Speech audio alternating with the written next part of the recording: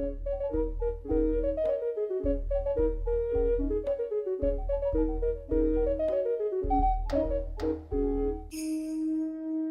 hello there, ladies and gentlemen of the North, South, East, and West, and welcome to Impressions in Motion. Woo! I am one half of the beautiful host that you'll be listening to today. I am Curtis, and I'm joined by one of the best guys I'll ever know in this life or the next. Introduce yourself, Curtis. Yeah, hello, I'm Chris. Thank you for the introduction there. Oh, I am in a good groove right now because we are in a post-Expo life right now. We got to talk about some Expo on this podcast. And the hype leading up to the event was great. But the fact that we're living in a post-Expo life always surprises me. I mean, we've been doing this for so long, and yet every time it comes and goes, I'm just like, wow, that was a few days ago, a week ago. It's mental. Yeah, well, for our international listeners, or anybody not familiar with what the Expo is, we should probably give a little explanation. We have done an episode on this before, but when we say the Expo, we refer to the MCM Expo, which is sort of like, a big fan event for film, for comics, for entertainment, anime, manga, that sort of thing. It's essentially Comic-Con. That is what it's branded as now. But for us, when we started going, it was the MCM Expo, with MCM itself meaning movies, comics, and media. So it's just a big, huge exhibition place, really, to have a lot of fun. It lasts from Friday to Sunday, usually last week in May and in October. We've been going for 10 years now. Would you believe it? My gosh, the years have just sort of flown by. I mean, it felt, pretty long. I ain't gonna lie, while you're just doing it. But if I were to go back and tell like the 18-year-old version of myself that like, yo man, you're gonna be doing this again in like 10 years, I'll be like, probably, yeah, but nah, I probably would have left the country by now. Nope, still here, still expoing it up with my boy. You see, that's the thing. When we started going to the Expo, I think I would have been, 17 years old. Yeah. That's crazy. Yeah, but the Expo is, people of all ages go there. But that was one of the things I remember thinking about during our early years. When you go, mostly you see a lot of people on the younger kind of spectrum, or at least early 20s sort of age. And I do remember thinking, I wonder if I'll still be going here, when I'm like late 20s, early 30s kind of thing.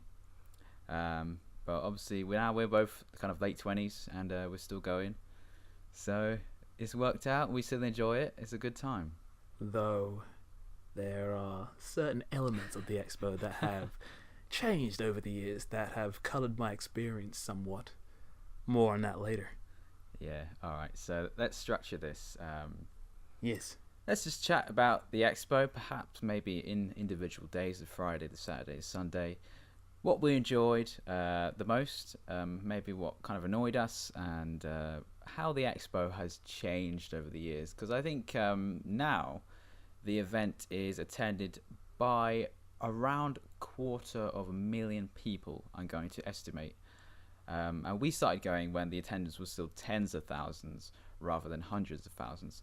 So as people who have been going for 10 years, we've seen a lot of changes over the time at the Expo. And I think it'll be interesting to kind of discuss those and just kind of ponder over how the event has changed.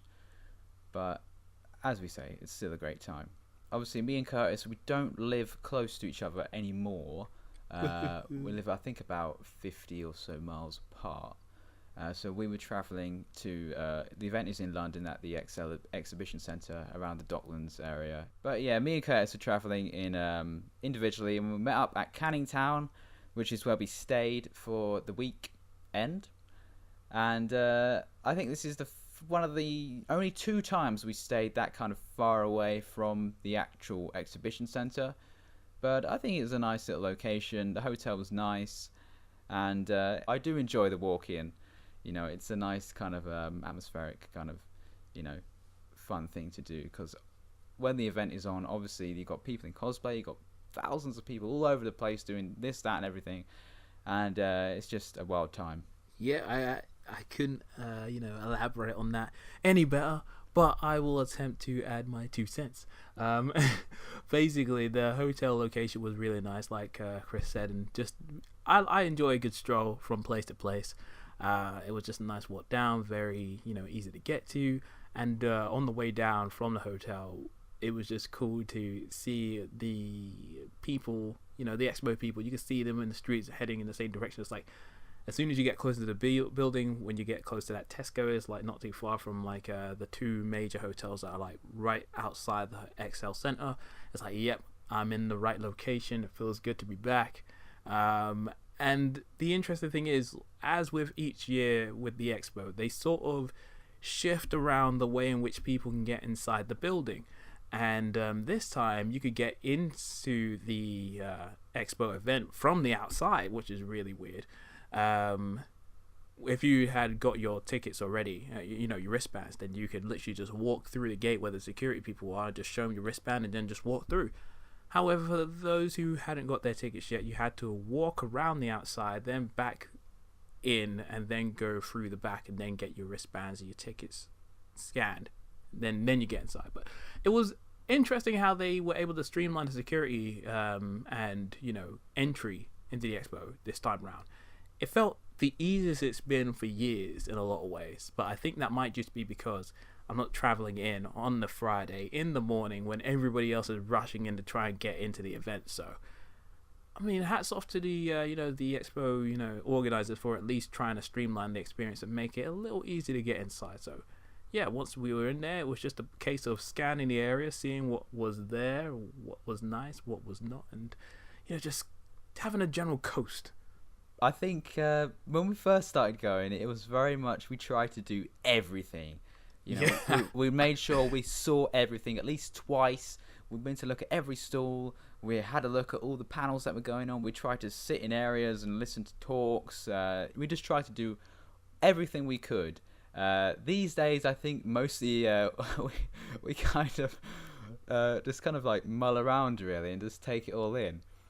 It's strange how that's changed, but I think the one of the things for the expo for me is the early years. I guess it's also partly nostalgia, but I just think the early years it seemed more kind of a like a fan event, and it was easier to do things because obviously there was less people, and I guess this is something we'll touch upon a little later. But now it's become very, very commercialized, and I remember when you met up when you saw your friend there last weekend, and he described it. What was it? He said it's pretty much a massive shop, and that's how it's kind of always been.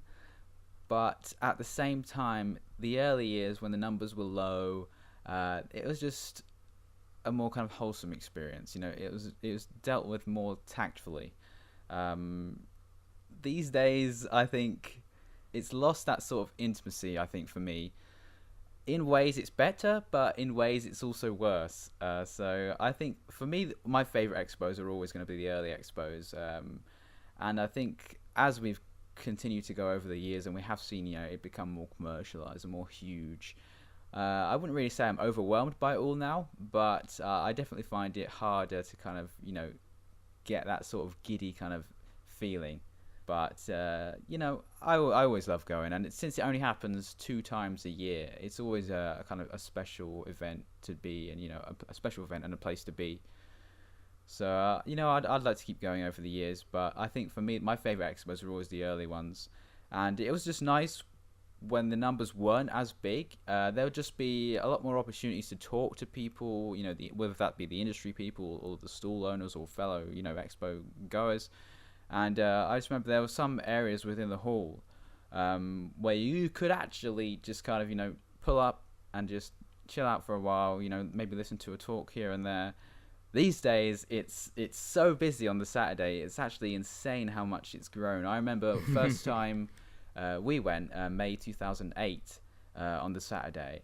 And we were there when the doors opened, and there was so much space. I remember walking into the event all those years ago, and Yeah, if you try to do that on Saturday now, you're going to get squished.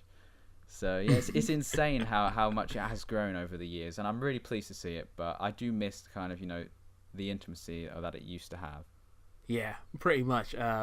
Even beyond like was it last weekend? It's just crazy now that whenever you go to the expo, it's just a case of you step into the the main hall, or should I say main halls, because now the expo is so big that it can't be contained by one hall. You have to have like two massive halls that you have to like hop from just to see the entire thing. And even within that, like even within one of the halls, it takes ages to get from point A to point B, especially when there's a chunk of people around. And after like a few hours, especially after you see like certain people, dressed up, or notice certain people as you're walking around, everybody wants to sit down at certain points. So it doesn't matter where the seats are. If there's a table where you're meant to be eating, people will sit there regardless of whether they have food with them. If there's a talk, some people will just sit in just because they want to sit down. They're not interested in what the people are saying. They just want to sit down and chill. So, seats are scarce, backs get painful, which means that the massage people are definitely in business. And, oh gosh, sometimes you're literally just walking through like, the thickest of human traffic. But surprisingly enough, there are certain pockets of, area that you can stand in where not many people are around, and you'll just be there. Sometimes Chris can, say that he saw me doing this. I was putting out my arms. I'm like, you feel that? Look, I haven't been able to do this for a while. Like, just stretch my arms out, because normally I'm just condensed. Ooh. But nah, man, it's fun. It's just a little crazy. Yeah, what's it people sometimes say? That there used to be enough room to swing a cat around. But now you can't even swing your arms around. But yeah, like you say, it's definitely space is premium now. So do you have any particularly memorable moments over the last weekend? Oh, criminy. I think I just enjoyed mainly just dressing up, man, cosplaying again. It's been a few years since the last time, essentially cosplaying as the same characters except in like different clothes in this case. That was fun because people got to take pictures of us again. That was fun. Got to wear a suit, so that was cool, even though it was super hot. The sun tried to cook me. Man, I was sweating bad underneath that suit. But no, that was cool. Just being able to move around. I also got some great art from my friend Lee Townsend. Yeah, guy's great. He did me one of the coolest pieces of like superhero fan art that I've ever gotten, and I'm not saying that just because he's my mate, but for any of you guys that don't know, there's this character called Moon Knight in the Marvel comics who is literally one of the most interesting and underrated characters who is yet to have like a proper adaptation in like animation or live action. And I asked Mr. Townsend to do like some work for me, and as soon as I got it, I'm like, this is the best thing I've gotten. It's so clean, it looks great, and I'm just like, oh, good time. Good time. So yeah, I got that. I finally got back on Beck Mongolian Chop Squad, literally one of my favorite anime of all time. I've been looking for that in Region 2 for years. Literally, it's like in my top 5 and I haven't had it. So when I saw it on the weekend, I was like, yes, my life is complete. And there was also this really great talk with these comic book, I guess they're like, I don't know if they're writers or like illustrators or both, but there was this panel of people, like 4 people that had worked in the industry, and they all had like some really interesting information to give out. And because like Chris prompted me to go about and talk to one of them, he gave me a lot of really really good information. I was just like, damn, man, I'm learning. And it was literally just like not even one of those sort of talks that to go over and check out. We just sort of sat there, like, because we wanted to chill for a second. It's like, wow, unintentional, like, that learning experience. I love it. That's one of the moments now where the expo just have these little fragments of how wonderful and easy it used to be to kind of go up and talk to people.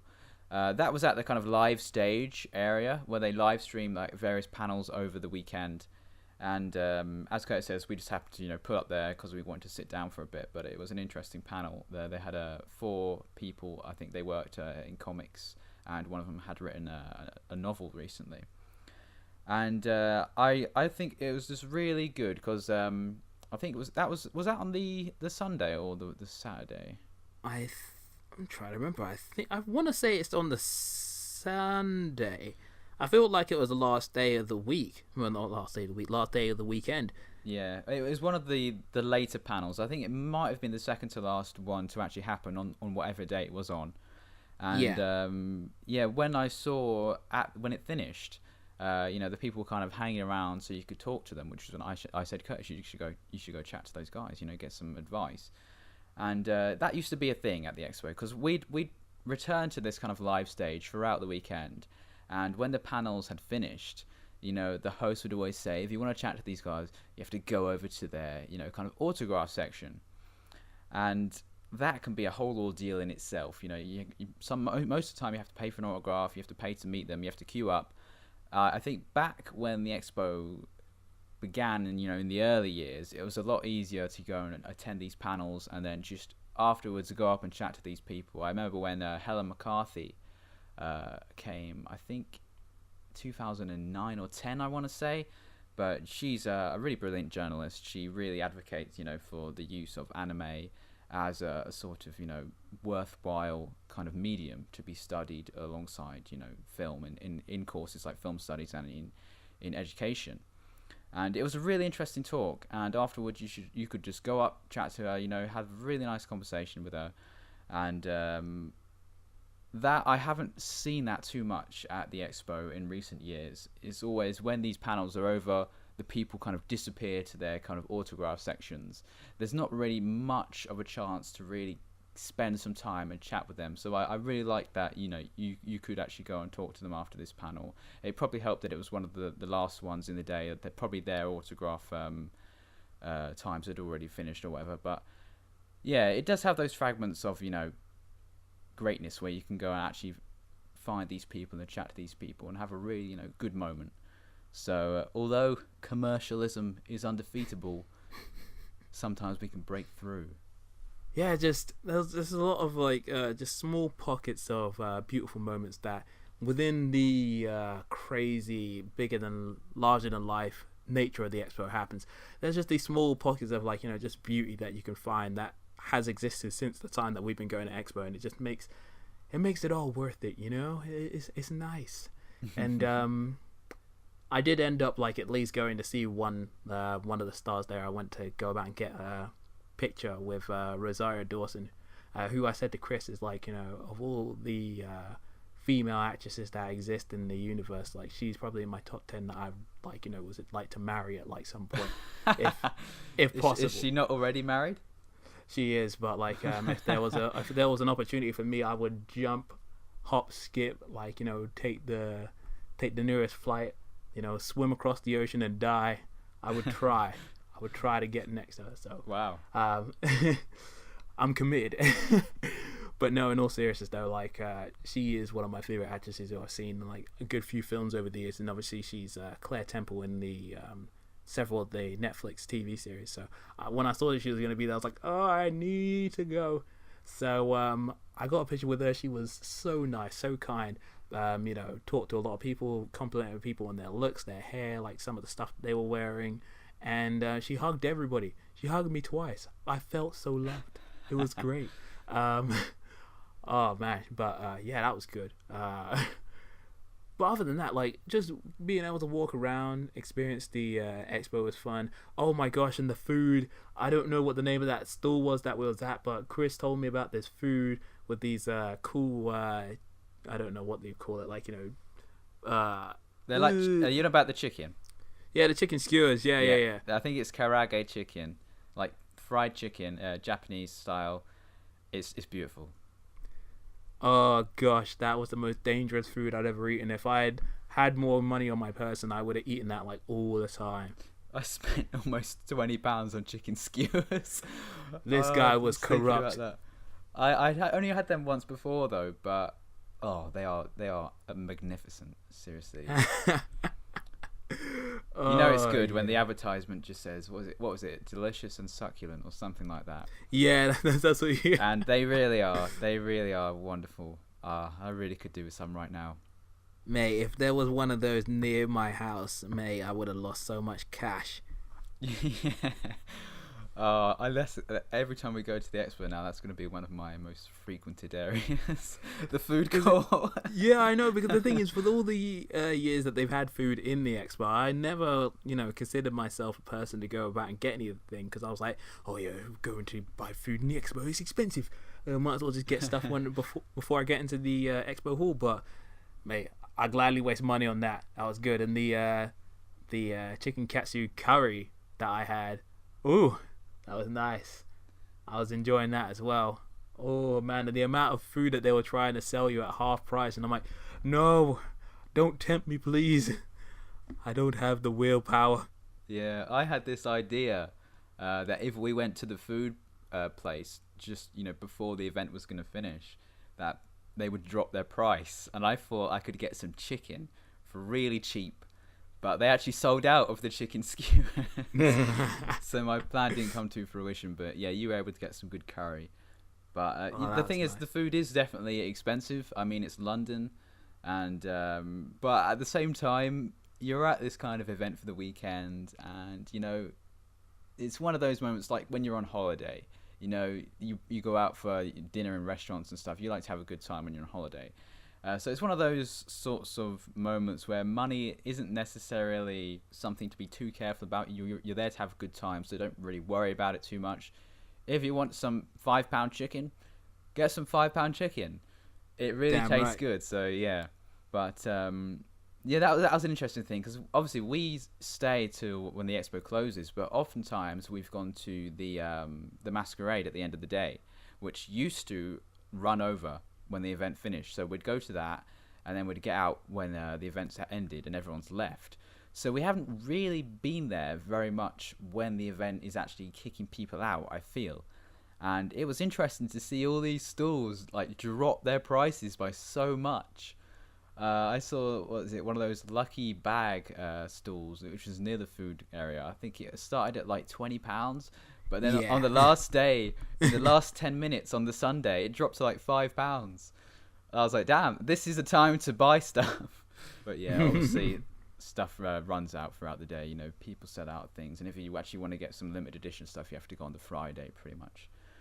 But yeah, it's interesting how you can kind of, plan your purchases around that. I thought that was cool. So much fun. Just if I had more money to waste and I was feeling lucky, which I wasn't, I would have gladly jumped in and tried that lucky bag. But after trying my luck with the box, and I can't remember what they said you could win in there. Was it a free T-shirt? Is that what they said? If you got like t-shirt. a pen that said that you're a winner on it. I just got a free pen, but to be fair, I always like pens. I always need a pen. So it wasn't too bad. I mean, it's not like they, you took out a piece of paper and that was just like, oh, you lose. You got a nice little quote on it though, and it's like a Deadpool related pen, I think. And I was like, this is cool. I like this. I like pens, so this is sweet. Not bad. See, that's like a raffle. I mean, that only costs £1. I mean, that's not bad. But these lucky bags, I think it kind of shows the value of them. The fact that they start at £20 and they can drop as low as £5. I mean, how much is the contents really worth? I think if this was one of the earlier expos, I may have bought one. When I was really into kind of, anime and, all this sorts of comic related stuff. These days, I'm kind of more there to observe, just to look around. I don't really buy too much stuff these days. So, although I was curious to get one of those lucky bags, at the same time, I'm not curious enough to actually get one. Yeah. That's something that never used to be at the expo early years. Now you see all these like loot boxes in real life.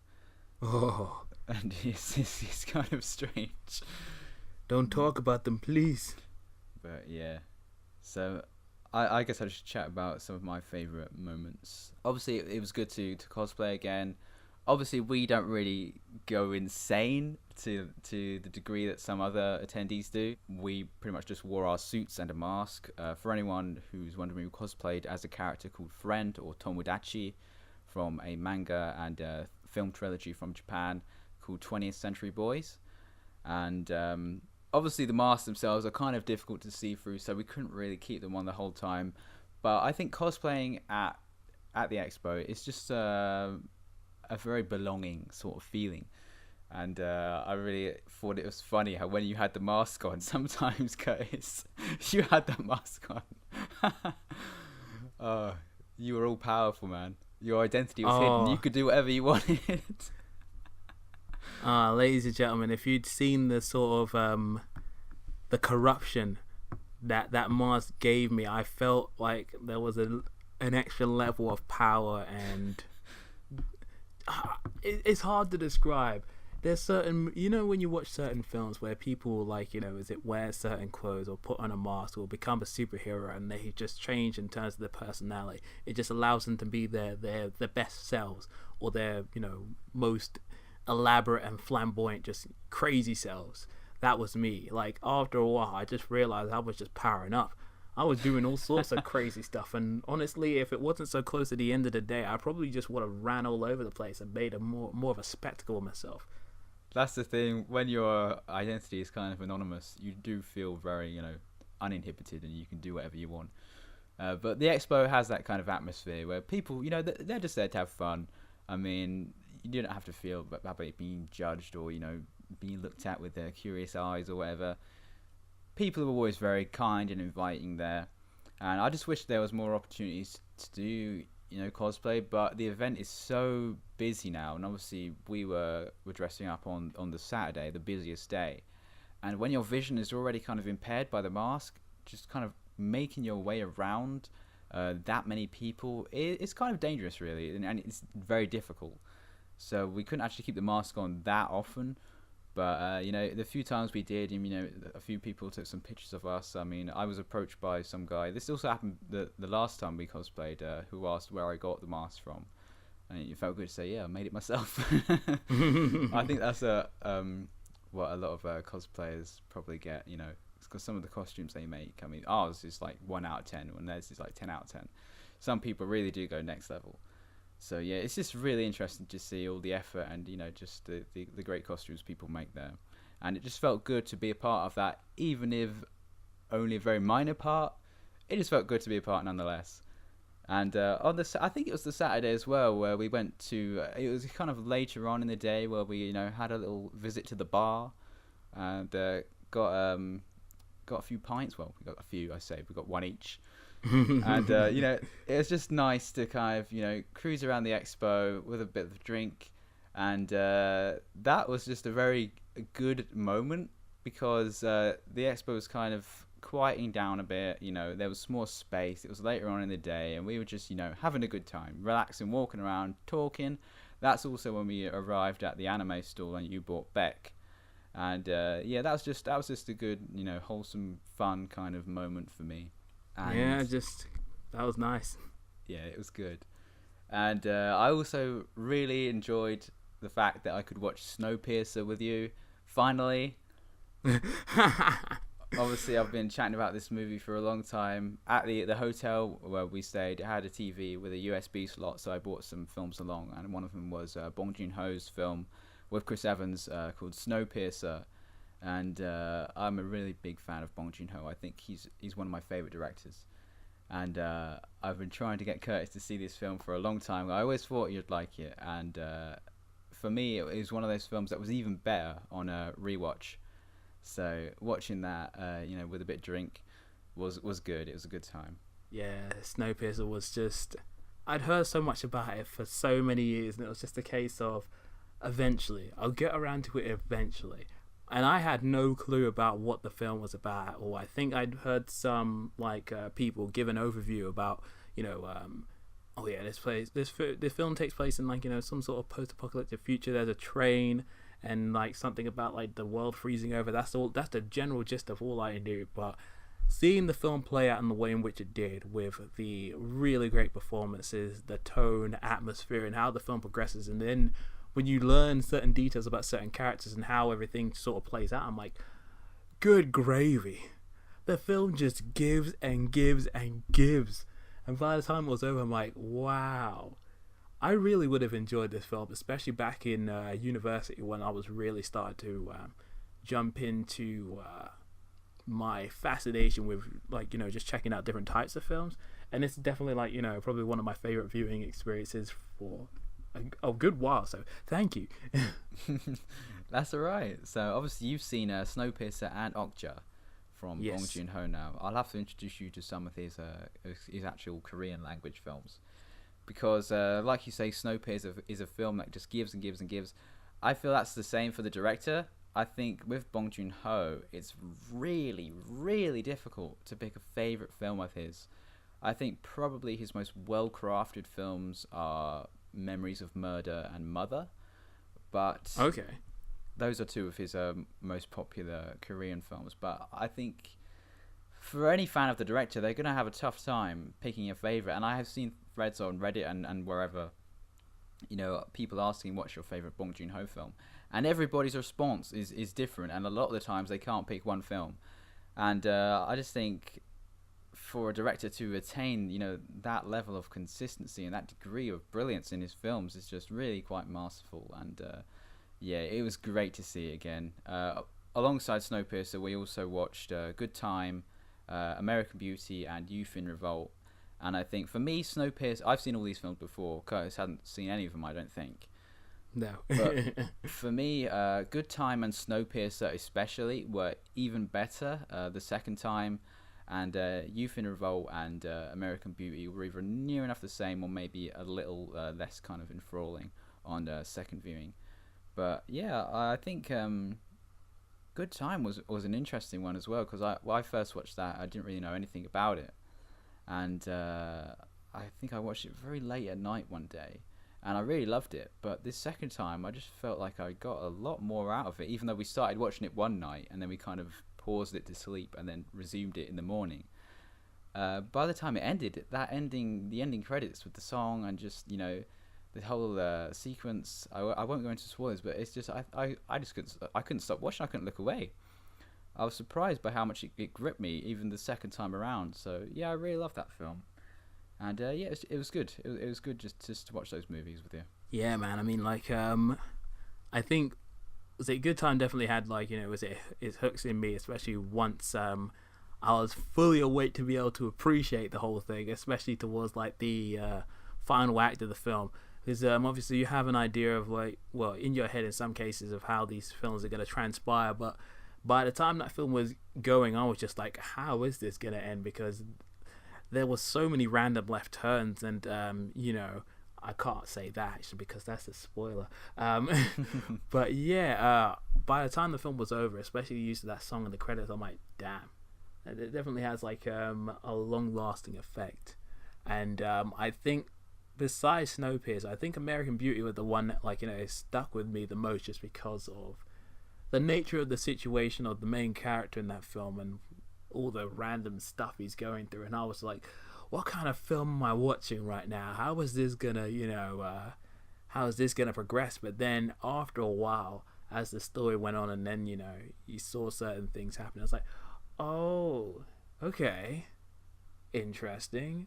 And I was like, yeah. And I could see like certain shades of Kevin Spacey's performance that would, clearly be, I guess it's inspiration for Frank Underwood in like House of Cards, because there was so many like little elements of just the way he looks at the camera, the way he acts with his body and stuff like that. I'm like, that's so Frank Underwood. This is like Frank Underwood the younger years. What's going on here? Yeah, I think American Beauty is one of those films. We watch it the first time. Obviously, it's one of those films that has a reputation. You hear about it here and there. But going into it, you might not really have a good idea of what it's really about. Usually it's kind of described as a man, undergoing kind of midlife crisis, which it pretty much is. And I think on first viewing, it's one of those films that definitely grips you, and just the kind of the trueness to it. It's very powerful with its, emotions, feelings, and it's just kind of relation to everyday life and how people I guess really do feel a lot of the time, and they want to come out of their shells more and just kind of stopped caring a bit more. And I think the first time I watched that, again, like Good Time, it always seems like I watch movies at like 5 a.m. in the morning. That's just when I'm most active for some reason. But I remember I watched it through the night and the sun was rising by the time it finished, and I just thought that is a damn brilliant film.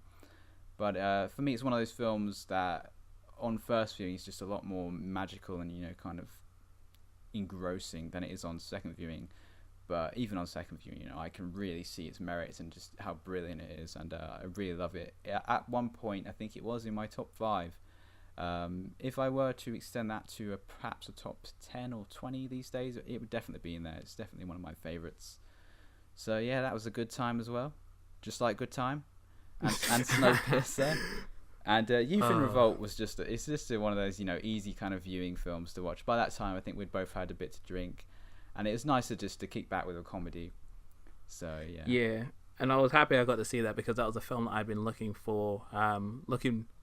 hoping to see for a while, because like I said to Chris before we watched it, I seen the trailer for that back in 2009, I think. And I was like, mate, this film looks like fun. I was still on that sort of... I wouldn't say I ever fell off of Michael Cera, but I think that was around the time that I was really getting into him as a actor in comedy films. And I was like, mate, look at him, he's playing this really different kind of version of himself. This looks like fun, but I just never got around to it. So it's been on my watch list for ages, but now I finally got to see it. And I'm like, the film had a lot more depth and a lot more going on with it than I expected, but it was definitely a lot of fun. It was just really interesting and yeah, just fun. Good stuff. Yeah, it's just a fun film. And I think mostly with comedies, the first time you see them is always the best. But even for me, the second time, it's just some scenes especially I really look forward to seeing. And it's got some really funny moments in there. So, all in all, a good weekend. Yes. Despite some grievances. Well, let's move on to those grievances. Is there anything that particularly vexed you over the weekend? Anything you were disappointed in, didn't look forward to, didn't like? Now, the thing is, one of the things that's always bugged me about the Expo over the last few years is something that they've sort of course corrected with this year, though it's not entirely sorted. The first thing is getting information.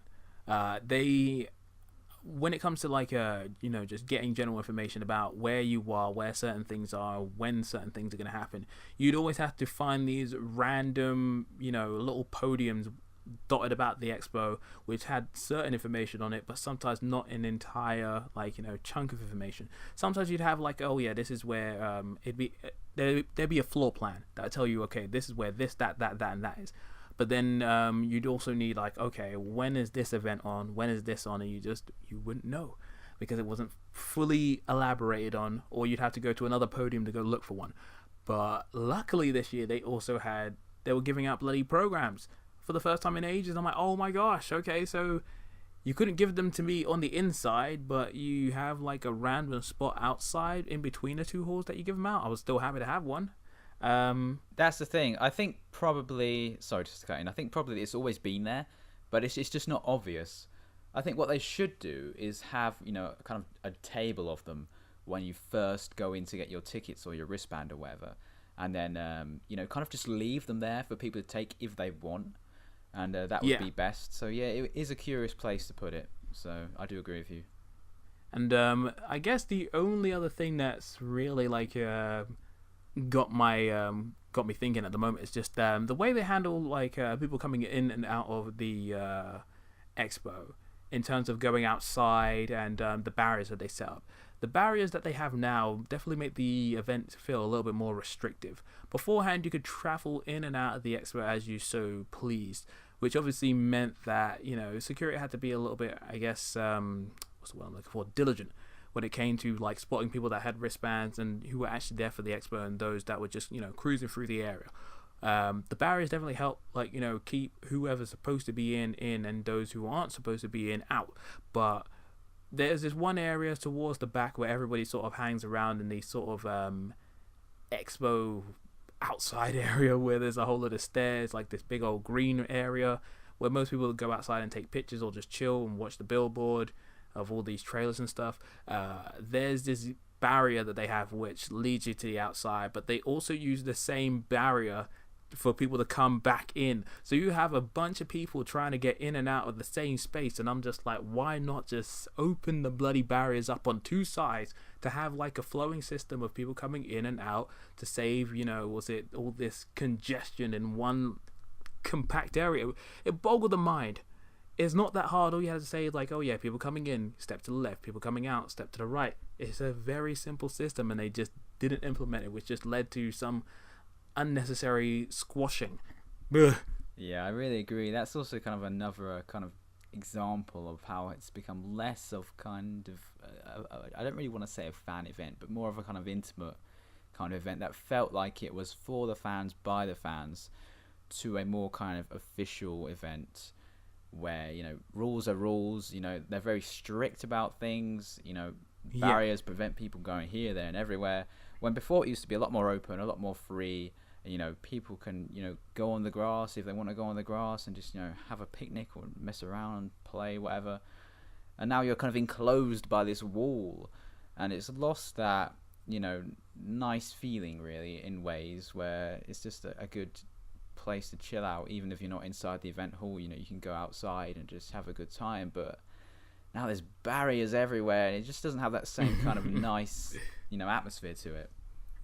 Yeah, it's just very restrictive, and it just feels like there's less fun in the air. It's just like, it always feels like, to a degree, there's people like, you know, was it looking over your shoulder like, oh yeah, you having fun? Well, don't have too much fun.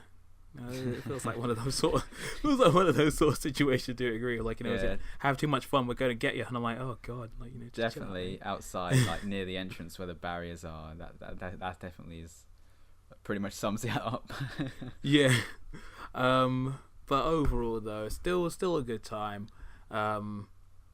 Screw it, I'll probably be going again in October, hopefully, if I'm still around the country. But I probably will be, just because Expo's fun, and I'm always curious to see what other kind of stuff is going on, and just some of the cosplayers, good gravy, when they come out to play. Ooh, the commitment that they have to like some of these stuff that they make is crazy. Especially that one point, Chris pointed out some guy that had like cosplayed at the bloody XL Center. I'm like, what the hell is that? Madness. But it's so creative. I'm like, people are so self-aware of this event now that they have literally just gone to that kind of trouble to go about and craft that kind of stuff. I'm like, mate, fair play to you. Good stuff. Absolutely. Alright, is there anything else you want to say, or should we wrap this up? Well, I'll kind of go over a few things that kind of vex me a bit. Oh, of course. Obviously, I think this has always been an issue. Well, not much of an issue, but it's always been a kind of minor grievance for me, is the miscommunication between, you know, staff members. And obviously, this event, my alcohol was taken away from me when we'd finished staying at the hotel on the Sunday. We had our luggage with us, you know, our clothes, you know, just things we'd brought along, you know, toothbrush, all that sort of stuff you bring along to a hotel, which was then going to be checked into the cloakroom so we can pick that up and then leave. Yep. But obviously in my bag I had a half drunk bottle of gin from the night before. I paid for it. I didn't really want to throw it away, so I just put it in my bag. You know, it was in my luggage with my clothes and everything. I obviously was not going to take it into the hall with me. But when we went into the exhibition center, the XL center, there was a surprise bag check. And there was two people with two tables, which seems ludicrous, really, because the amount of people coming in, there's no way they're going to see everybody's bags. It felt more like one of those random security checks at an airport. But obviously, me and you, we had very obvious bags. You know, we had our luggage with us, so that they definitely pointed us out and, you know, checked our bag. And they were quite thorough, actually, and I was surprised. But my alcohol was taken out. And the woman was like, you can't have this in there. So I said, this is in my luggage, you know, it's going into the cloakroom. And still she said, nope, you're not allowed it. I said, so, okay then, can I just leave it, you know, somewhere here and pick it up at the end of the day? She's like, sure. So I had to go over to this kind of admin part just off to the side. It wasn't like out of the way or anything. It was literally just like, you know, a few meters from where the tables were. Handed over my bottle and wrote my name and what I had to collect it at the end of the day. Come the end of the day, I go back to collect it, and they're like, no, you can't have it. We've thrown it away. And so obviously that's a bit puzzling to me. I was told I could come and collect it at the end of the day, so I kind of pushed to see what's gone on here. And apparently I shouldn't have been told that, even though I was told it by multiple people, one of them who was actually still there when I went to collect it, but surprisingly didn't have much to say. And, you know, it did annoy me, but I think the way they handled it annoyed me more than the fact that something I paid for has just been discarded, randomly. And they were kind of, I wouldn't really say rude. They were just very assertive. The person I was speaking to was just saying stuff like, "You're lucky we're even still here." I was really kind of perplexed by what she even meant by that. I guess she's probably saying that because I'm, I guess, lucky that I can even come and check with them to see if it's even still here in the first place. But I asked them, "Are you guys going to still be here at the end of the day? Is it okay if I leave this here?" And every time the response was yes. So it's just kind of annoying how they made me out to be a bad guy for trying to bring alcohol into the event when they have a bar inside. It's just one of those kind of vexing scenarios which could have been handled a lot more tactfully. And, fair enough, it does happen every now and then. People have different information. When you have an event this big and you have that many staff members, sometimes, things do go wrong. And I would have been okay with that if they just kind of, handled it well and just kind of apologise. Even just the sorry, yeah, you shouldn't have been told that, we've had to throw it away, would have been nice, but they just did not care. And when I was told, "You're lucky we're still even here," I was like, forget it. I'm just going to walk off. So yeah, it's just annoying how they just didn't care. It was just, I think it could have been handled a lot better, but, it happens occasionally.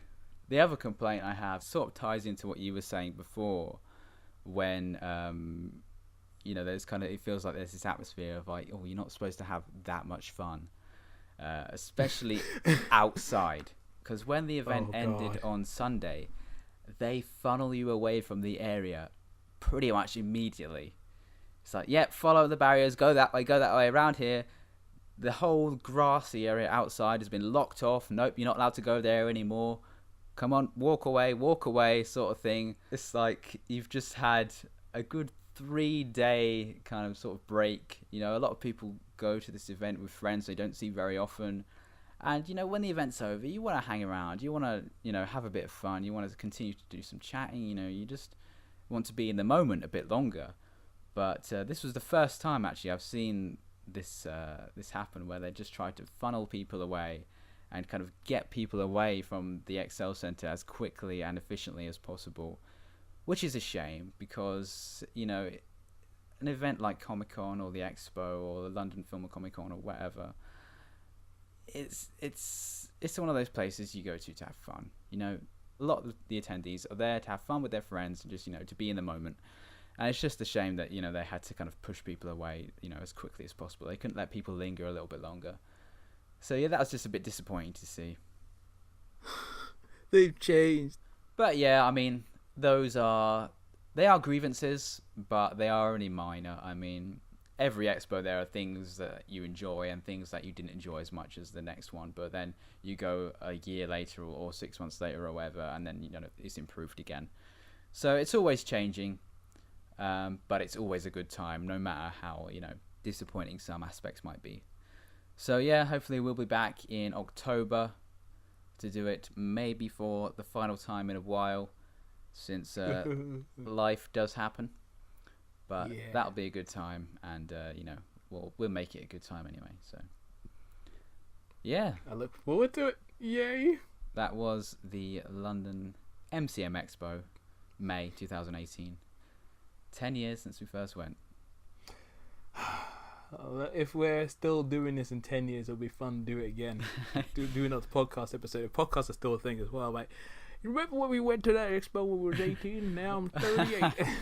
Is that how 38-year-old people sound? Well, I know I will be by that point. I would have just been fully converted. Wow, damn. Yeah, that's the scary thing. Does it actually feel that long ago though when we first went? Because to me, in ways, it does. It feels like a time ago, like an age ago. Yeah. It seems so long ago. In some ways it does, in some ways it doesn't. Because since we see each other just about enough that it doesn't feel like much time has passed, and we're always reminiscing about college and all this other random crap that we used to do ages ago. We used to hang out. It doesn't feel that long, but at the same time, I'm just like, good gravy, man. 10 years ago, I was 18, so much little facial hair. I had so much more spring in my step. Like, and this whole world to me was just so new. I mean, I'd only barely started watching like anime properly. I didn't really read much manga until I went to this event, and seeing the artists and seeing the events, it's just like, wow, this is so much new to me, so much new stuff to me. And now, since I have like so much extra knowledge, not only of the event, but all the stuff that they have in terms of video games and films and TV shows and all that kind of stuff, I'm like, I have so much more knowledge, but I just feel like, wow, I've taken in so much over the last 10 years, and it's just like, I look back and I'm like, where did the time go? What happened to me? Oh, God. It's bizarre, but it's great at the same time. Yeah, it's good as well, though, because every year there's been something different. So, although the event itself, is a very isolated kind of, individual experience, it only happens twice a year. When you've been going for all these years, it really does add up into one enormous kind of, experience. This year we did this and this year we did that. It's just some good memories there. So hopefully we'll continue to make good memories there. I'd also love to mention our dearest god at the expo. Oh, yes. The epic tall guy. So what a guy. I'll just explain him for the listeners. Ever since we first started going to the event 10 years ago, we saw this guy there who is extremely tall. He's very distinctive. He wears all black. And, he's just one of those guys that if you saw him and then encountered him again at a later date, you'd recognize him immediately. And, the first few expos, we kept seeing him. He's like, oh, there's that guy again. And, this went on and on and on for years. And we kept seeing this guy there. And he just became so kind of like funny for us. Like, oh, my God, there's that epic tall guy again. He's back. Yes. Yeah. He just appears out of nowhere in such a mysterious, ghostly, yet godly manner. And then there was that one point where we went to the live stage and was just there for a talk. And he was just there right in the front row. And oh my gosh, he was just there, just chilling. When they were asking like people if they wanted certain merchandise, he didn't even put his hand up when they said for you to put his hand up. He was just there, just like nodding, a minor hand movement, and that was it. And at one point, he asked a question, and his voice was so deep and cool. I'm like, ah, it was crazy. I don't know why I got so giddy about it, but I'm like, this guy is so epic. Like, damn. Yeah, I love that guy. He's just become, like he's as important to us as the expo is. Like, the expo is not complete unless we see our guy. Yeah. And I always think he's such a cool dude because he's always, well, not always, but mostly he's by himself. He clearly goes to the event by himself. I think this time I did see him walking around with somebody else, but clearly he had met up with them there. But, he's always by himself. He's always doing his own thing, but he gets involved in everything. We see him here, there, and everywhere doing this, that, and everything. He gets the most out of this event, and, yeah, he's just become this really important guy for us. One last thing, I had to talk about those Pokemon, those toys that we saw. Oh my gosh. Oh gosh, yeah. You see, let me just preface this a bit. Yeah. This has always been a thing at the Excel Centre, well, at the Expo specifically. Obviously, at these events, there is numerous stalls, and whenever you have an event, it's centered around comics and anime and manga, they have, lots of different toys and figures and plushies and stuff you can buy. And obviously Pokemon is huge again now. And these things we saw, though, to me, they do not look like official merchandise. And I always thought this was a kind of big thing, because I remember one of the stalls before, one of the earlier expos, they were selling unofficial merchandise, and it became a big thing on the Facebook group about how it shouldn't be allowed and stuff. But still, there is these bizarre toys at the expo, and these Pokemon plushies we saw were just the most funky looking, weirdest renditions I've ever seen. Oh gosh. Some of these, like, sort of off-brand looking things you've seen over the years, it's like, okay, I can accept that. But these Pokemon ones, there was at least, I think, 2 different schools which had them all there. And there was a few other stores that had other Pokemon ones that were like, is it really good looking, closer to the models that you'd expect from the games. But these ones just came in all sorts of shapes and sizes with such strange deformities. It's like, some had weird faces, lack of bodies, some lack, some like bums. Some of them looked like their face had got squashed in, had big eyes, had weird colors. The textures of, like, I guess the bodies, the way in which you'd expect them to be done was just kind of off. And oh man, the best one was this chikorita that we found. Good gravy, its face was so funny. It just, imagine, chikorita, but a kind of more square sort of face. It's just more square, wasn't it? It's like, it wasn't a square, but it's just so strange. Yeah, it was just, and the chikorita still has a bit of a neck on it. Just imagine if you squash the neck down and sort of, I guess, spread the face out a little bit. And it had like Chris said, it had a weird square look to it. It was so weird. It was so funny. Yeah, I'm looking at it now. Man. I took a picture of it. Yeah, it looks like Chikorita, but Chikorita is quite lean. It's quite a tall little leaf Pokemon. Imagine you just put your hand on its head and squished it down. That's what it looked like. And the other one I remember is the Bulbasaur. Oh, which, obviously, Bulbasaur is kind of like a frog, I guess, with like a seed on its back. But this Bulbasaur, it didn't really have like a rear end. It just kind of like ramped away. It just kind of like just went into nothing. It was like, the strangest thing. Yeah, it's like his body sort of got it's like it lost the volume on its body and his butt, and then just transferred it into his fat head. I'm like, what happened to you, man? Like, the poor lad. Oh gosh. They were so funny. They cannot be official toys, but we just spent 5 or 10 minutes there laughing at these things. God, they were so best. Funny. Yeah. Oh man, if you get around to Expo and they're there, you should check them out. You can have so much fun with that kind of stuff. I mean, sure, the people that own the store will probably ask you if you're actually going to buy something at a certain point, but you could just so much fun. I mean, if it wasn't for the fact they were like, go on. You were going to say £15, innit? They were £15. I mean, come on. If they were a heck of a lot money, cheaper, yeah. Yeah, if they were cheaper, I might have bought maybe one or two just to mess around with it, because that would provide endless hours of entertainment, especially if you could, I don't know, film it for a little while, maybe make a stop motion thing, or just, even just have your hands in there and film some sort of stupid thing for YouTube. You could get some good shit out of that. Oh god, yeah. It'd be so fun. If they were about £5, I probably would have bought one just to look at it occasionally and just be amused. Yeah, they were just the funniest things. Definitely lift the spirits. All right, so yeah, that's our weekend. It was a good time, and yeah. I guess we'll wrap up there. Yes. So that's all we have to share for this episode. It's mostly just kind of like a central kind of focused in on episode on the MCM Expo. We'll be back to the usual, film stuff, and hopefully have a decent topic for next time, which will be in a few weeks. So until then, thank you very much for listening to this, and you'll hear our voices again soon. That's goodbye from me. And this is goodbye from me. Oh man, check out Impressions in Motion on YouTube and SoundCloud, please. Peace out. SoundCloud. SoundCloud. They know what I'm going about. Yeah, YouTube, SoundCloud, iTunes, Twitter.